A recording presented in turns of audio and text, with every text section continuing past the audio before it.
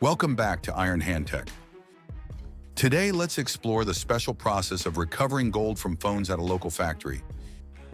You will be surprised because with only quite rudimentary tools and equipment, but with ingenuity and meticulousness, workers can still effectively recover gold from these devices. Let's get started right away.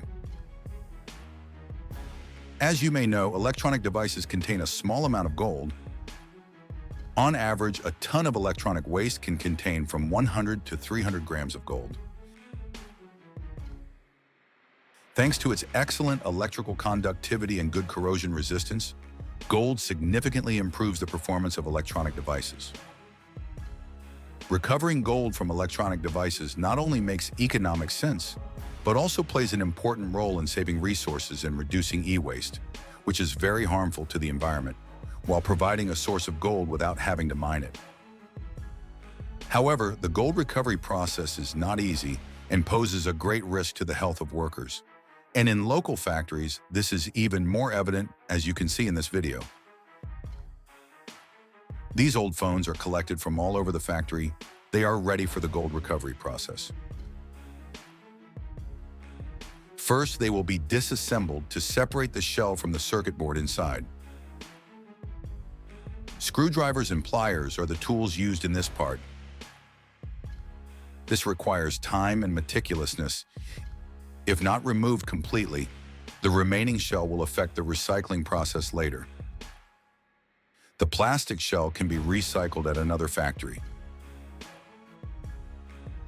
After removing the shell, the phone circuit boards are heated with coal. This process is to remove the plastic parts in the circuit board. You may have felt the pollution in this process, but this is not the most interesting part.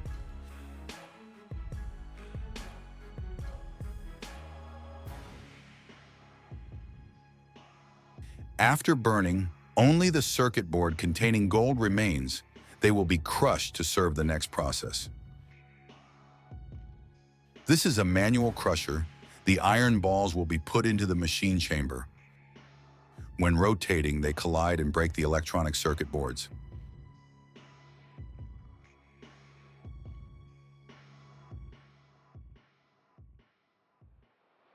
After crushing, the mixture is mixed with nitrate salt to help the gold easily separate from other metals in the separation process later.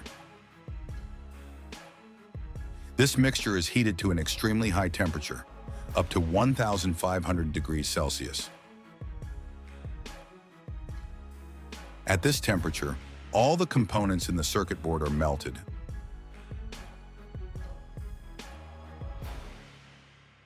After cooling, they form a homogeneous mixture, creating conditions for separating the gold in the next step. This mixture continues to be melted, this time at a lower temperature. At this time, the metals with low melting temperature will melt, while the gold with higher melting temperature will remain in a solid state.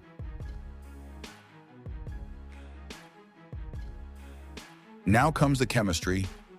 Hydrochloric acid, HCl, and nitric acid, HNO3, are used in this process.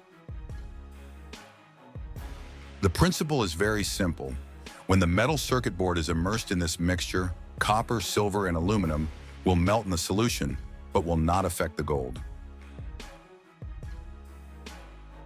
This mixture needs to be soaked in plastic containers for a few hours to a day. The other metals will dissolve, but the gold will remain unaffected and remain in the solution. You can easily recognize the characteristic green color of copper nitrate.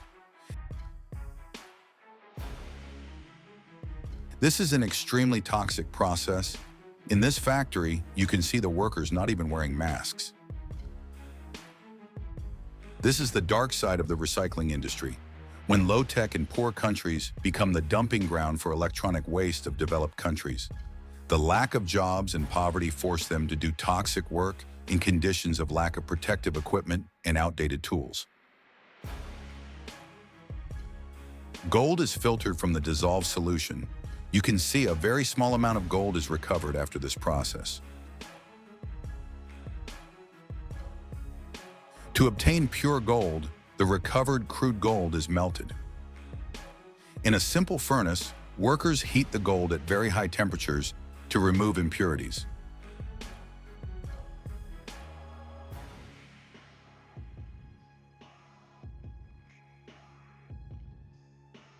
The gold melts, and when it cools, we get pure gold. The gold recovery process at this factory is very rudimentary, but behind it is the hope of the workers. Although the tools and equipment are mainly manual, thanks to patience and dedication, they can effectively recover gold from old electronic devices. However, the risks from these processes to health are very high. You should not do this process yourself at home. Thank you for watching our video. Please leave your thoughts in the comment section below.